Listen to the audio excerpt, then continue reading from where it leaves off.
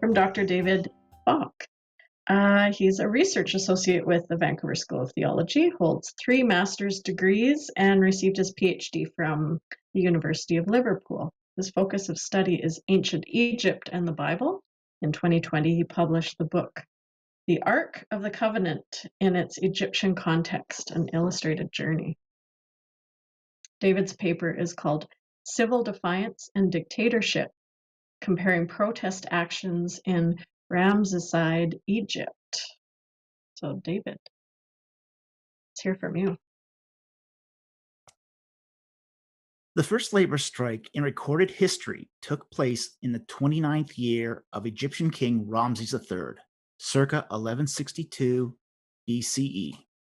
The incident was recorded in the Turin strike papyrus, which documents the events at Deir el-Medina leading up to the strike and how the protesters worked to achieve their goals. This labor protest has similarities to a second protest action, also in the Ramesside period, documented in the Exodus narrative. In both protests, labor production plays an important element, and each protest acknowledges the tension of protesting while under the shadow of a totalitarian military regime. The goal of this paper is to analyze the success of these protests and suggest where a similar approach may be still used today to create effective social and religious change. Let us begin this discussion with a general overview of labor in ancient Egypt. Egypt divided its labor by social class. Generally, the lower the class, the harder the labor. Unlike many societies, the lowest class were the farmers. Slaves were the next tier up in social class and generally performed labor that was more specialized. For example, winemaking, fig notching, brickmaking. And while a person was not compelled to remain in a social class, transcending social class was rare. Egypt also had a middle class of artisans and craftsmen, which also included the lower ranks of military and priesthood. Also impacting labor in Egypt was the definition of the week. The week in Egypt was 10 days, not 7. And the work week was 9.5 days with a half-day rest. The labor of the average Egyptian was hard and dangerous. It is also important to consider the cultural institutions in ancient Egypt. Egypt had no labor laws, or laws of any other kind, and there was no recognized method of filing a labor grievance or lodging a complaint. Egypt was, and in many ways still is, a military dictatorship. Civil disobedience was met with brutality and repression. Moreover, the bureaucratic establishment was corrupt and frequently accepted bribes. With that overview, we can start to address the 2 labor actions. The first labor action is the workers' strike at Deir el-Medina. The textual evidence that we have for the strike comes from fragments of a daybook that administrators used to record the key events of the day. The ostraca and papyrus fragments date to the reign of Ramses III and appear to be contemporary with the strike. Deir el-Medina was a sequestered community located between Medina Habu and the Valley of the Kings. The community was established during the reign of King Amenhotep I in order to build his tomb, and the community housed the craftsmen who built the tombs of the kings of Egypt and the nobles. The village was guarded day and night by magi to prevent the craftsmen from leaving the community. Because the craftsmen were not free to leave their village, supplies, including raw materials, water, and food, were delivered to the village. The craftsmen were generally well treated, being given not just bread, which was the staple of the average diet, but also received salted fish and wine. Those latter 2 staples were generally considered luxury goods. We do not know when the strike at Deir el-Medina began or the circumstances leading up to it. However, the earliest record of the dispute was in the 2nd month of the 21st day of the 29th year of Ramses III, about 2 years before Ramses III was assassinated. The scribe Amenhotep announced that, quote, 20 days have elapsed in the month, and rations have not been given to us, end quote. In response to this complaint, Amenak goes to the funerary temple of Horemheb and brings 46 kar, the kar being a standardized measure of grain of 76.88 liters. He delivered the grain to the workers on the 23rd day of the second month. The same day, a new vizier, To, was promoted over the land of Egypt. In the 6th month and 10th day, the workers of Deir el-Medina passed through the 5 walls, which was a fortified complex that separated them from the mortuary temples along the Nile. They traveled to the mortuary temple of Tutmosis III and stated, quote, "We are hungry. 18 days have elapsed in the month," end quote. On day 11, they relocated to the Ramesside. On day 12, disorder broke out in the camp. It is at this point that the Magi intervened in the situation. The Magi held a unique place in Egyptian culture. They originated as an ethnic group in Kush, but they were relocated all across Egypt where they served the king as guards, police, and community leaders. After the workers returned to the village, Mes, a Magi, told the protesters to gather their tools and seal their doors so there would be no appearance of theft, bring their families with them to show they were vulnerable and had a peaceful intent, and he personally would lead them in their protest to the mortuary temple of Seti I, and he would invite the mayor of Thebes to have their grievances heard. Unlike the protesters, the Magi understood that Egypt was a military dictatorship and that Pharaoh was its dictator. Mes advised the strikers to follow 3 rules. 1. Do not go down to the port. Up to this point, the craftsmen had left the guarded city but had not left the necropolis, so they were still under the watchful eyes of the Magi. If they went to the port, they could escape the direct watch of Pharaoh, and this would provoke a crackdown. 2. Keep their protest to the half-day off. If the work continued, no one would have to be killed. Rule 3. Keep it peaceful. The Magi were trying to make sure that the workers could express themselves without inviting the wrath of the king. While it is not clear if the mayor of Thebes ever arrived, the scribe Hednacht was sent to take a statement.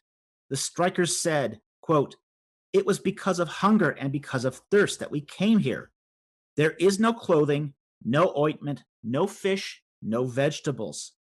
Send to Pharaoh our good lord about it, and send to the vizier our superior that sustenance be made for us," end quote.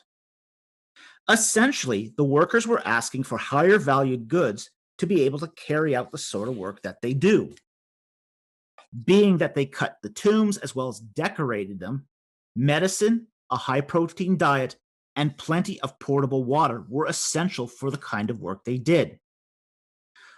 The scribe, on his own authority, issued the rations, and the report probably went no further than the mayor.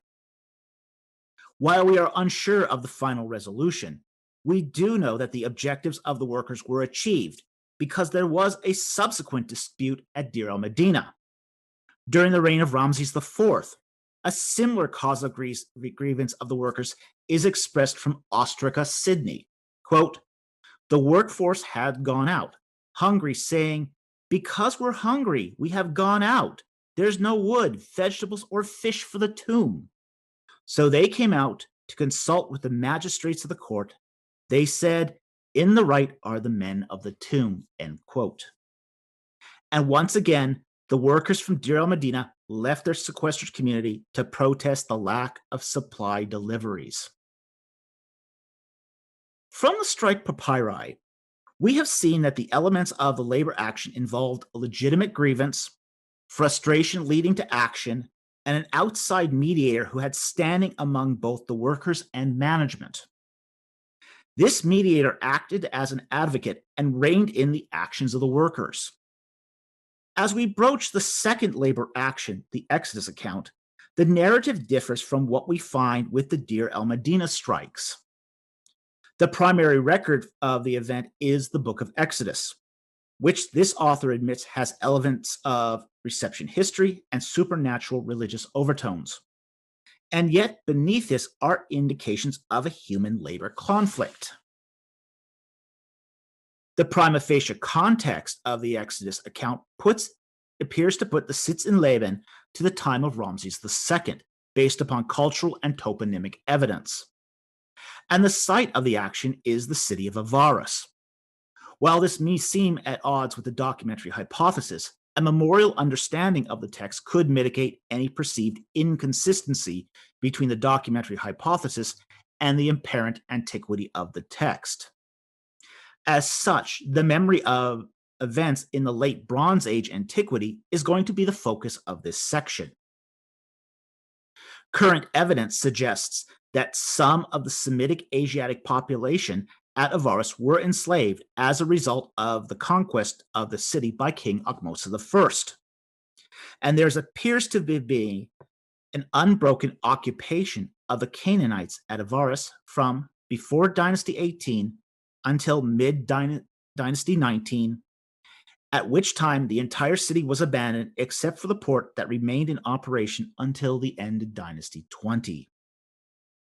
Contrary to popular perception, neither the biblical text nor the archaeological context suggests that Avaris was monoethnic, monotheistic culture.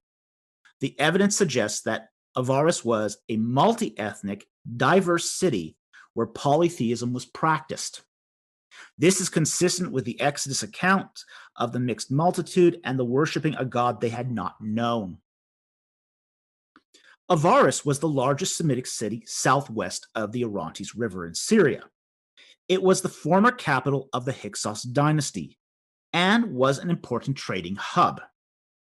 The city had several royal palaces, but its importance was diminished when Ramses II built his new capital 2 kilometers from Avaris at Kantir. Unlike the tomb strike incidents, where food supply was the primary source of grievance, the grievance at Avaris was the hardness of labor without pay. Food supply does not appear to be an issue at Avaris, possibly because of the fertility of the land nearby. Yet, the labor was made unnecessarily difficult to keep the local population under control. And though a lack of straw, slave supply in making bricks, and brick production quotas are all noted in Egyptian Ramesside literature, these factors were manipulated to repress the population. The reason for this repression appears to be a reaction to the geopolitical situation.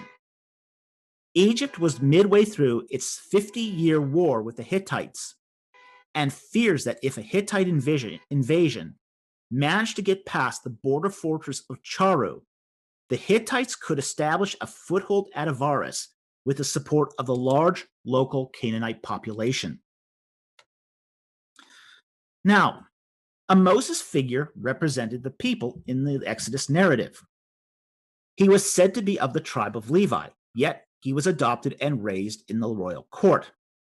Such a figure would have standing to directly negotiate with the king who lived at nearby Paramses. The pharaoh ignored what was said and added to the labor of the people. He then had Asiatic foremen beaten and questioned them as to why brick quotas were not met, Exodus 5:14. Egyptian cultural norms dictated that slaves could not be beaten without suspicion. Thus, Pharaoh created a pretext under which he could have slaves beaten. To this oppression, the reception history tells us that plagues fell upon the Egyptians until they relented, Exodus 9:14. The Egyptians go from holding collateral over the population, ensuring their return, to driving out the population. And the Israelites were said to have plundered the Egyptians in lieu of wages, Exodus 3:22. At a high level, each narrative deals with a kind of labor dispute. But when we drill down to each dispute's details, we find that they have similarities in how they broached the dispute. With both disputes, an outsider rises up to lead the protest. Magi are outside the normal Egyptian class strata and have cultural differences, but are deeply respected by all parties. Moses was an Asiatic by genetics, but culturally he was a royal insider and an Israelite outsider. As such, both men could relate to the groups they represented and had standing among the upper class, to where the grievance needed to be addressed. Both advocates needed an understanding of the political situation. The Magi needed to know that the state of Egyptian political affairs that the workers needed to know the state of Egyptian political affairs that the workers could not know because the workers were isolated. The Magi were aware of the political instability within Egypt. They were probably also aware of the situation of increasing inflation. Likewise, if Moses had been adopted into the royal family, he would have been aware of the politics of the Egyptian court, including the personal habits of the king. For example, Exodus 7:15. Furthermore, both labor actions did not result in work stoppages. This is markedly different from labor protests found in modern democracies. The workers at Deir el-Medina continued to build tombs and mortuary equipment. The Asiatics at Avaris continued making mud brick. Neither protest was permitted to interfere with the work of the person in power. In both cases, the person in power was being held to their responsibility through an appeal to higher authority. At Deir el-Medina, the workers were taking their petition to the mayor at Thebes, but an appeal was being made to a higher authority, which was the Vizier Toe, the second most powerful position in Egypt.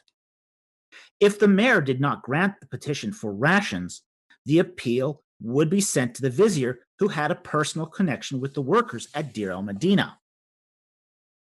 With the Israelites, Pharaoh was the highest authority in the land, and given that there was not a higher human authority, an appeal was made to the god to hear the redress of grievances. Given the similarities between the two events, it might be tempting to ascribe the idea that one event might have influenced the other. It is unlikely that the events at Deir el-Medina influenced the migration of the Asiatics from Avaris. Israel was established as an ethnic identity in Canaan by the 5th regnal year of Merneptah, circa 1218 BCE, approximately 50 years before the strikes. Moreover, it is unlikely that the incident influenced the Exodus narrative given the remoteness of the community at Deir el-Medina. A more reasonable explanation is that this was how cultural redress was practiced during the Late Bronze Age. Now, some things have changed since the Late Bronze Age, but unfortunately, military dictatorships remain with us. So how does one protest effectively where human rights are only those granted by the state? The irony is that in a democratic state, violent protest is tolerated, but under a dictatorship, violent protest is met with brutal, overwhelming force. Late Bronze Age labor actions seem to have modest incremental change as their objective. The advocates of these movements seem aware of their limits and made appeals within the confines of the system, which was more likely to avoid loss of life. There was a reticence to ask for too much too fast, which could have triggered a severe military response by the institutional power structure. Under such a hostile climate, reform movements show the promise of success when led by temperate, well-informed advocates. Leader advocates require the trust of the party being represented, as well as standing before the position of power. Without either of these, the advocate cannot succeed and will succumb to internal strife or ineffectiveness. These ancient examples show that protest movements can succeed under the harshest dictatorial repression if properly structured and if guided by thoughtful, reflective, and most of all, spiritually motivated leadership advocates. Thank you. Round of applause for Dr. David. Thank you very much. All right, you folks know the drill. Any questions, raise your hand or put them into the chat.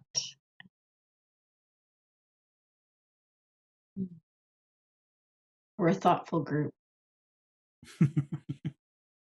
We've solved it all right off the gate. No questions necessary.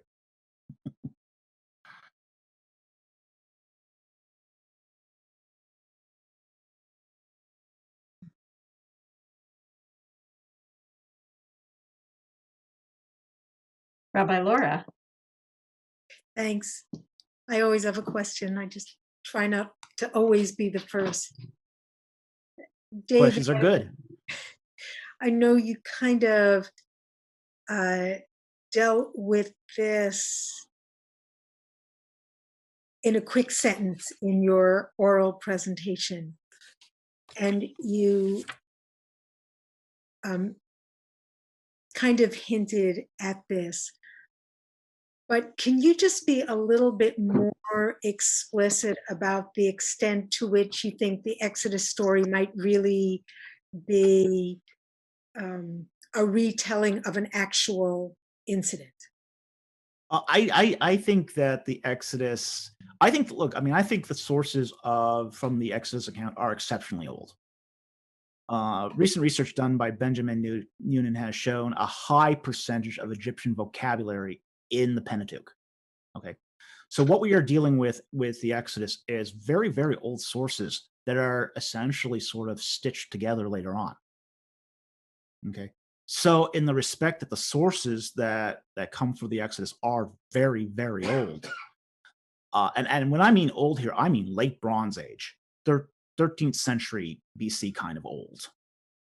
So when we start engaging things at that level of antiquity, there's a kind of reception history that sort of creeps in, but it's not the same sort of reception history that we would find with, say, an oral retelling that comes many, many centuries later.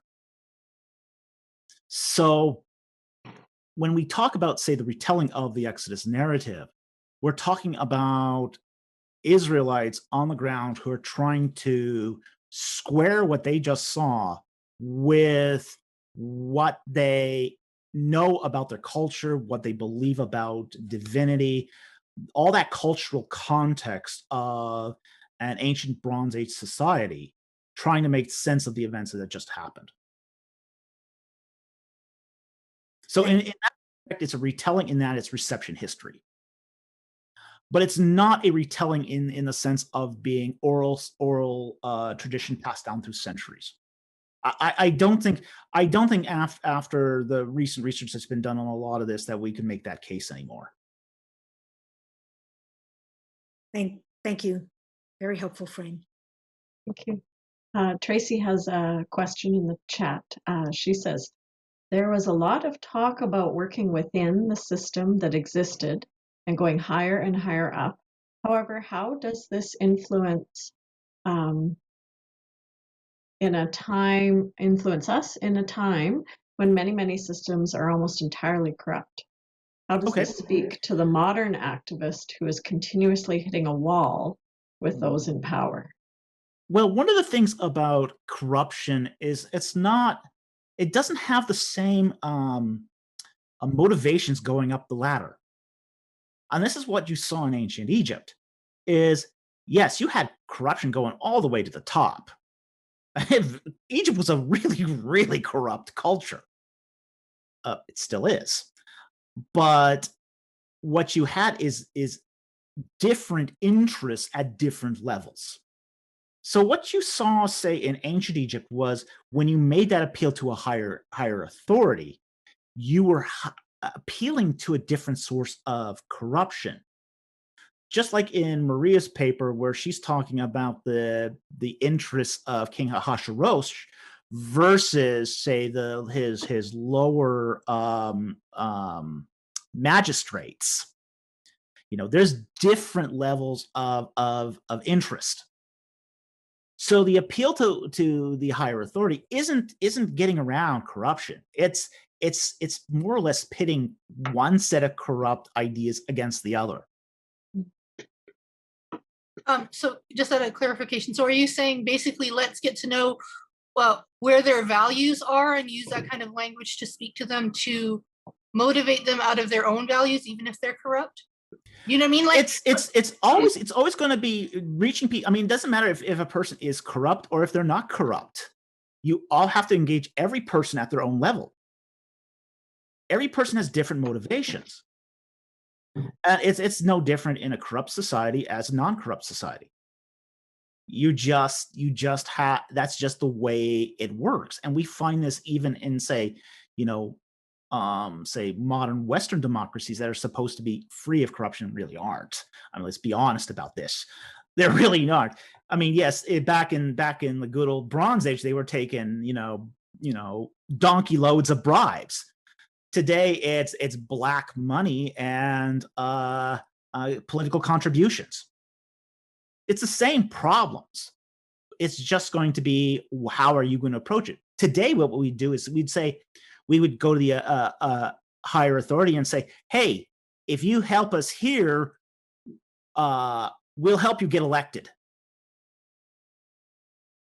Back in the late Bronze Age, it would be, hey, if you help us here, we'll help you win favor to Pharaoh.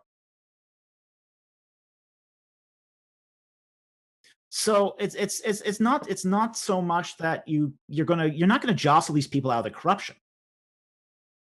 And I think these texts and these accounts of these situations are very, very they're not Pollyanna about this. They're very realistic that corruption is just part of human nature, part of the system. So you can't jostle them out of corruption. I love it if you could. I mean, getting people to do the right thing just because it's the right thing, wow, that'd be wonderful. I'd love to be able to do that. But I think in reality, if you want to see effectual change, you have to work with people on their level.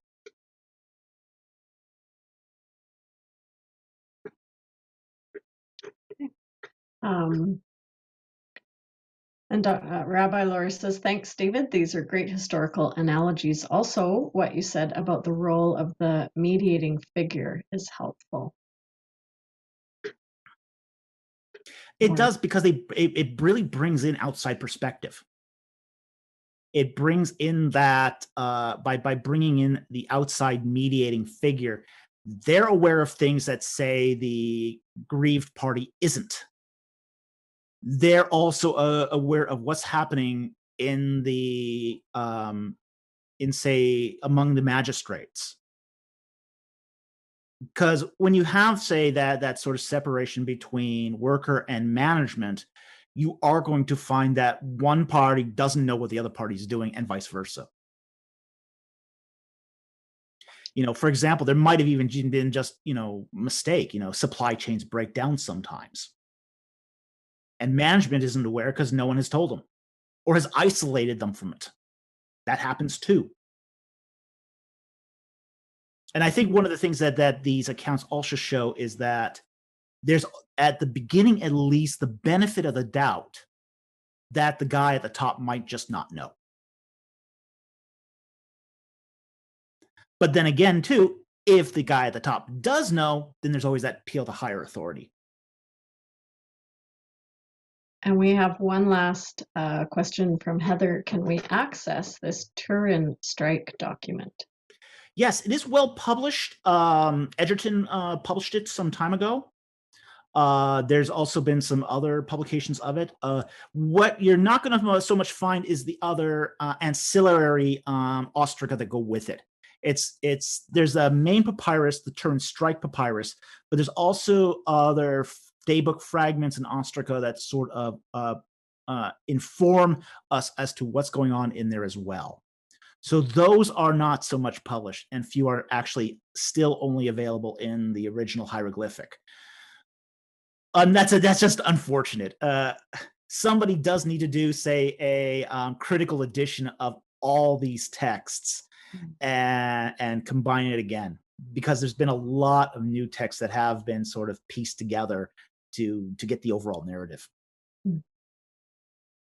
Yes, and so we celebrate the need for Egyptologists, says, and Heather's got her hand. One more comment. Yeah, just to clarify, David, the part that is accessible, the Turin strike, is it translated from hieroglyphics? Yes. Okay. Do they show the original alphabet as well, or is it just a translation? I believe the original hieroglyphic is also transcribed there as well. Oh, cool. So, but there are multiple editions of this that you can find. So, it's the original strike papyrus is pretty well published. So that's a good thing. Well, folks, this is the end of our time, and we'll just end. I'll read out Tracy's final observation. I think it sums up things quite well. She says, I wonder if we as Christian activists often have that mediating role. We are interpreting and facilitating for the purpose of understanding and reconciliation and buy-in for the good of all involved when possible. And thanks for this talk. Thank you, everyone.